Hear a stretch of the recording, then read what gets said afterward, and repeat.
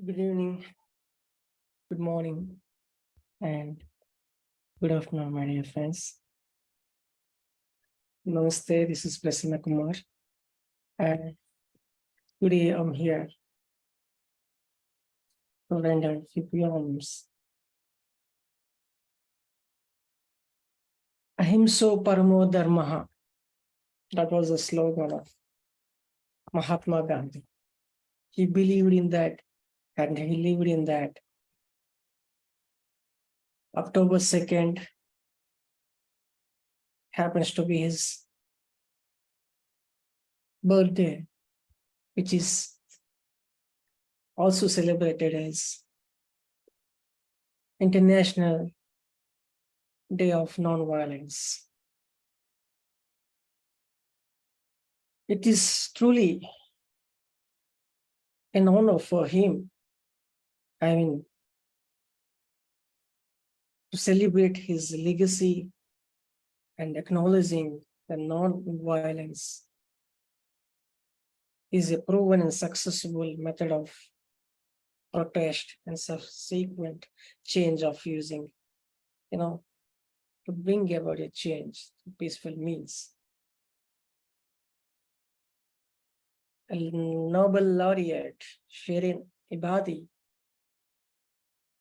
an Iranian human rights activist, she, moved United Nations to observe October 2nd as International Day of Non-Violence, and subsequent years, that is in 2007, UN, marked this day as, as Non-Violence Day, and it is celebrated as across all the world, across the world. But it's such a,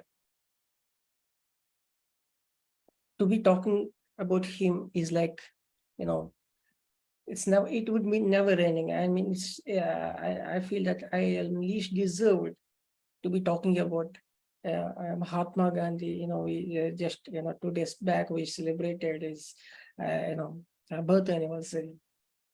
But 2 years ago, we just happened to, have a virtual event celebrating, to mark his birth anniversary and to celebrate in the form of International Day of Non-Violence, and then in which 50 poets contributed and then participated, and we luckily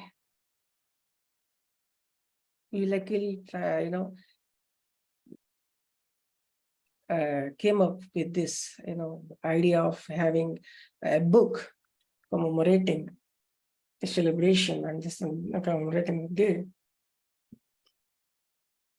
And we eventually managed to collect the pieces and put together, and we bring this book called Song of Peace into 2022, and on his it's like January 31st is Martyrs Day, in which in the day where he was murdered, and it's like, so today I will be reading some of the poems. I mean, it's like it wouldn't be, I couldn't. It wouldn't be enough to say these few words, but without acknowledging the fact that it is without kind of guidance and support, this book wouldn't have happened, taken shape, with a proper guidance. So, and the brain behind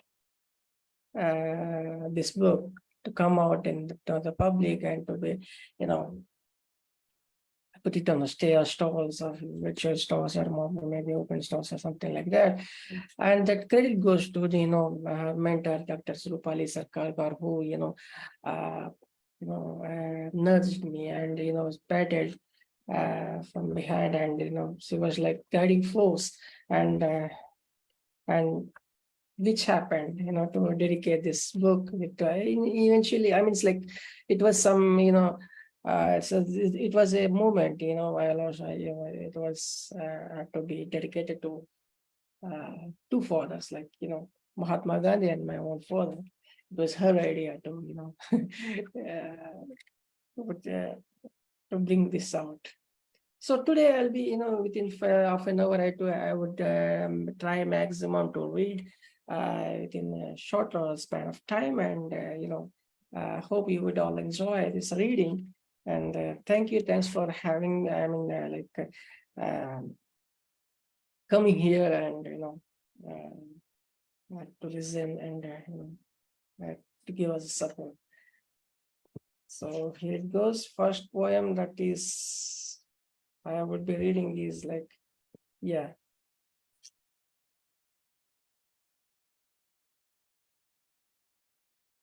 it's from the page 28, and the author of this this is written by Don Krieger, and yes, nothing is deadlier, dogma, so beautiful, courage, riskier, fight, seductive privilege, more noble and just war, more profane, indifference, crueler, God, no greater truth, kindness, nor greater like color, nothing more human, discovery,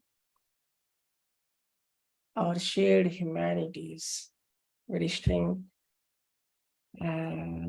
poem, and it's written by Don Krieger. He's a biomedical researcher whose focus is on electric activity within the brain. So that was his poem from the page 28 from some piece, Don Krieger. And the next one I'm gonna read is A Prayer for Peace, page 30.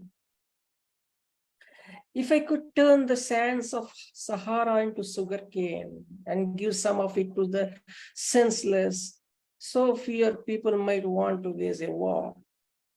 If I could melt the ice of Siberia and help the earth hum with life and award some heat to the landless, if I could make a little of Kalahari green and grant it to the neo-Nazi denizens, so thieves might be less free with our enterprises. If I could make a little of Atlantic land and give some of it to the greedy, so bombs might not dismember children and people will not be paralyzed. If I could transform a little of the Pacific Ocean into soil and bequeath it to the wealthy to fight in among themselves, and so that they might stay away from the other people's countries. If I could teach the people that there is enough land on our planet, that they have no need to invade other people's lands, if I could convince soldiers that invading another country is criminal and that destroying families, homes, hospitals, schools, and people is a criminal. If I could teach the smug to be satisfied with God's bounty, that there is no need to steal, if I could teach the people that there is no happiness in another person's unhappiness or life in this death, if I could teach people not to strangle this beautiful earth with their progeny and annihilate other species, if I could teach people that religion cannot mean hate, that arrogance is merely a symptom of decay and doom, if only, oh Lord, if only, oh Lord, if only. That was by Dr. Deena Padayachee, a medical professional who is a recipient of Alive Scherner and Nathan Gardner prizes.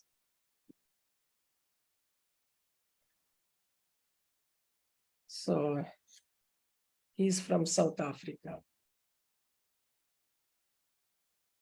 A Prayer for Peace. This is a poem written by Eddy Foreman. He was born in Washington, and he's been writing for the last 10 years. He's poetastic, and it's such an honor. He's the youngest one, maybe, that in the book. So, can we not fight? Can we not fight? We do it every day. What's the deal at being a bloody decade to test your might? Then may a ray of bright lights. Don't fight, just say.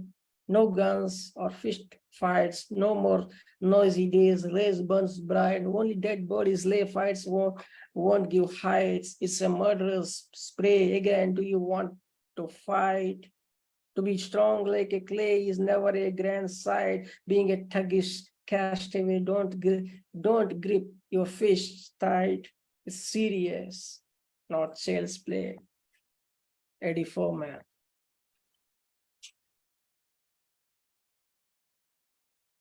Next, I think I could read a very beautiful poem by, she's a Pushcart Prize nominee in poetry, and she is the best of net in the year 2018. And she has several publications to her credit. Her name is Jill Sharon Kimmelman. Jill Sharon Kimmelman. My idea has always been that we could bring the mothers of various nations together, then there would be no more war. Let peace in. When your past is climbing fences just to pound upon your door at 3 a.m., forgive yourself, look ahead, let peace in.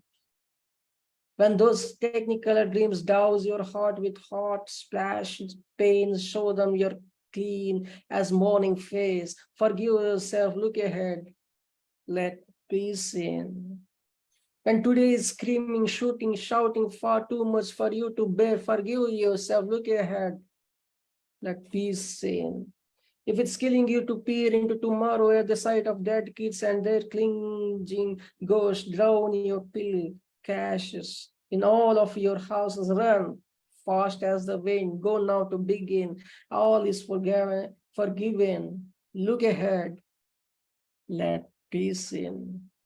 Throw your doors open wide, tear the blinds from your eyes, look ahead, look beyond, and please, please, please, let peace in.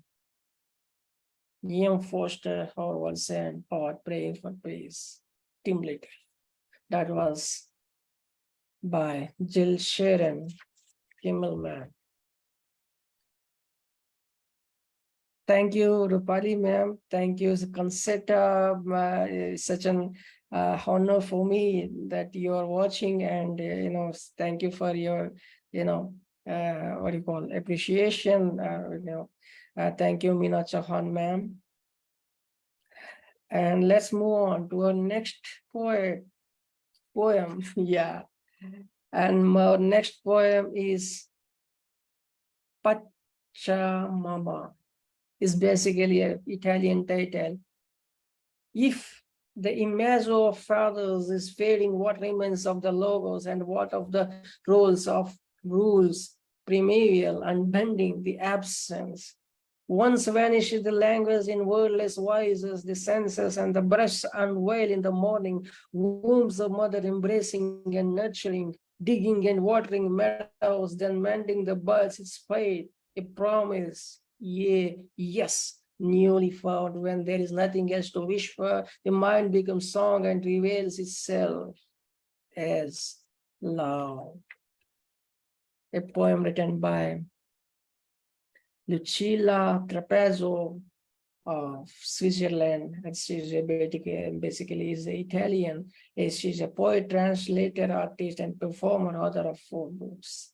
And she's a wonderful writer herself, and she's participated in several of recitals.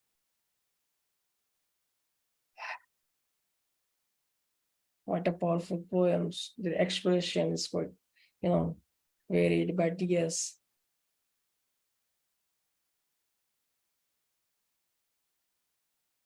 Thank you, Roopali ma'am. A century of peace and world love, a dream. Embedded. Grew up in the village near the olive grove and vineyard. front and backyard.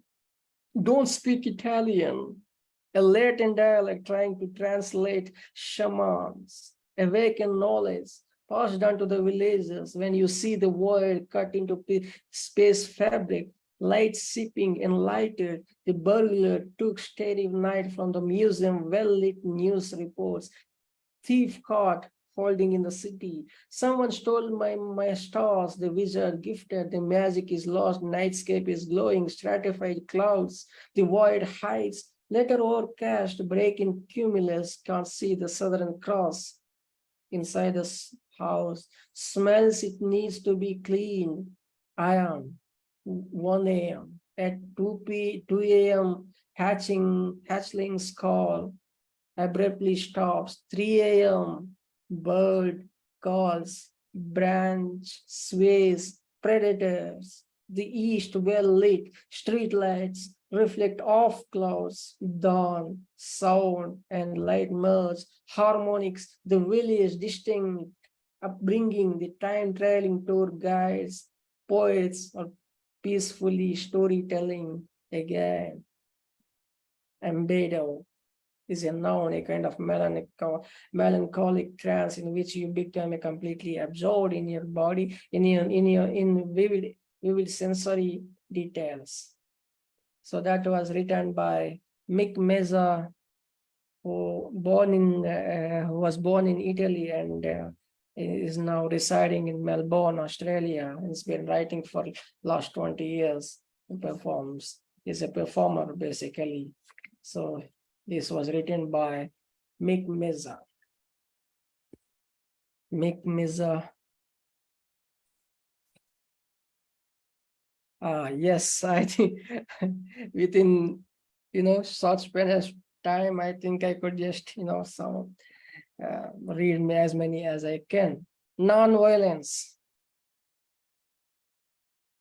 Non-violence dictated our Mahatma, our father of nation, is not innate passivity nor meek compliance, but actions of steady silence, countering the adverse to the power of mind which no one can block.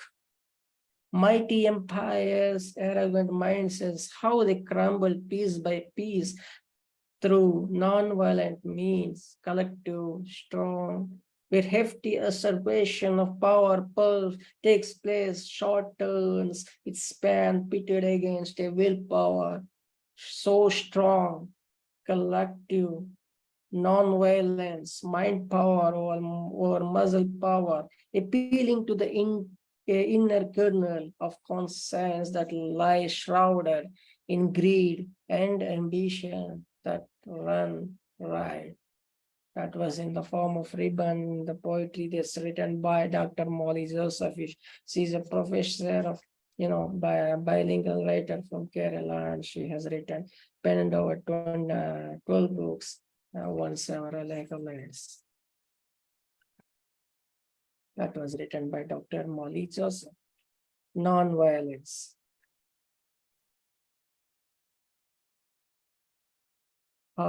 This is International Day of Non-Violence. A shining sunny day, a cloudy, sleepy afternoon, a quiet velvet night. The guns silent, no longer spitting dead, no bomb will be screaming tear. Each child will eat without a tear.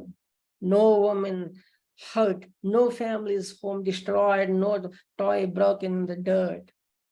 Feed our children, not those bombs. Elevate the mother, care for the infant child, the false pride. Put away your journals, hide. Send your armies home a quiet ride. Practice peace, practice peace, practice peace, practice peace now. And this is a brilliant poem written by a kind of appeal. A poet of three rivers called Richard Spisak. And he is a brilliant supporter of this group, and he is writing comedy for TVs and radios from 70s. So that was Richard Spisak with his poem International Day of Nonviolence. This is children were playing here and there in the street, all covered with dust. She was smiling in the eyes of all of them and was peeping from far at peace, while people were on their own. More in daylight, rather more in the dark of night, the dreams of innocent children were dying. The next day, some girls were crying, was moving away from their mother's eyes, peace being cursed. And peace was crying, beating her breast as innocent children were murdered that day and that very night. Violence by multilingual poet, editor, and translator from Nepal, Santosh Kumar Pokharel. He writes in several languages. That was by Santosh Kumar Pokharel. Consequence of war. Too many casualties and no one ever wins. Forsaken too many, a warrior, a child, or next of kin. What's so important that we feel we need to gain for crushing the blows of reality is that life goes on the same.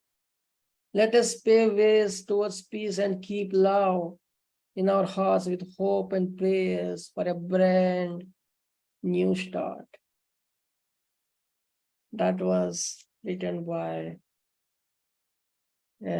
digital and Android artist, as she considers, and she is like, yeah, she has the signature style of poet, style of painting the portraits and all. She is basically from Portland, Oregon, and her name is Toni Twong. Toni Twong. Ceasefire. In the ceasefire, I'm using the time to take flowers and tears to the battlefield where the blood of mothers, where the blood of my brothers is drowning the earth to heal the wound, the eternal wound of war. Let there be always ceasefire. A poem written by a scholar of German literature and linguistics, Xanthi Hondrou-Hill. Sircar is basically currently living in Greece and is working in public relations officer. No more violence. Noble Jains demonstrated long ago how peace can bring about the change. Gandhi, Mother Teresa, Martin Luther King Jr. We must never forget their names. Imagine if they were alive today, would they feel their lives were in vain? If they saw the reckless attachment to weapons, I expect it would trigger deep pain. So let's make love our next pandemic, allow love to virally infect our minds, paint love brightly on all the weapons so that peace can restore humankind. Place ourselves in our neighbor's shoes, reject hatred and greed at all times. If God's image appeared at the end of the scope, surely that will eliminate violent crimes. She's a best, the poem written by, the best selling author named Janetta Varnado Jones, Zan Johns, this in short form. She's retired human resources leader, Zan Johns. No more violence. And we got few pieces left. I think I could just read out in some more. I mean, another day, maybe in the part 2 or some, But as of now, I think I could read my mentors. Dr. Roopali Sircar Gaur has written, "Peace and liberty, the salt of life. Peace and liberty, the salt of life."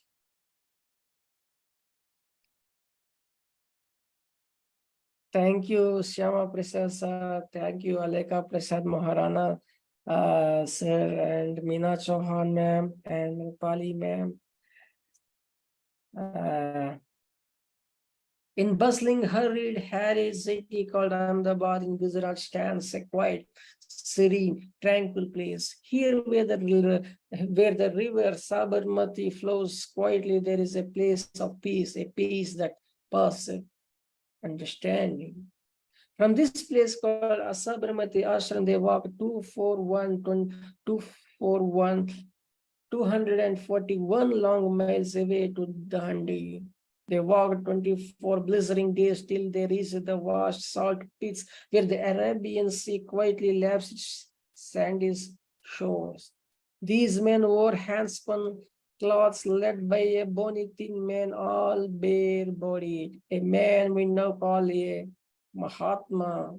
It was for liberty alone that they were here, breaking the shackles of bondage. They churn the salt of liberty, liberty which is the salt of life, resisting with the tranquility, the wrath of violence, the hammer of sticks rained on their bare backs. They were truth marchers, they were all satyagrahis. The exhausted hands of bloody violence pleaded for pardon and release, and insane power fell silent before the might of peace. Hail, lawbreaker, trilled the nightingale of India, when ordinary men called Mohandas, Karamchand, Gandhi, bent and scooped a fistful of forbidden salt. He performed an extraordinary act. In that sacred moment, we, the people of India, claimed our inalienable rights to humanity, to liberty and peace. That was written by Dr. a lifelong teacher, poet, writer, environmentalist, social justice activist, Dr. Roopali Sircar Gaur. Thank you, my dear friends. Thank you for the, your time, and thanks for staying. Thanks for, being an audience. It's just a small tribute to the Gandhiji that we celebrated on, his birth anniversary on October 2nd. Just happened to come across the mind to read some of the poems dedicating to him. I mean, it's like, thank you for patient listening. See you in the next week with some other maybe continuation of this, or maybe with some new readings from a new book. Thank you.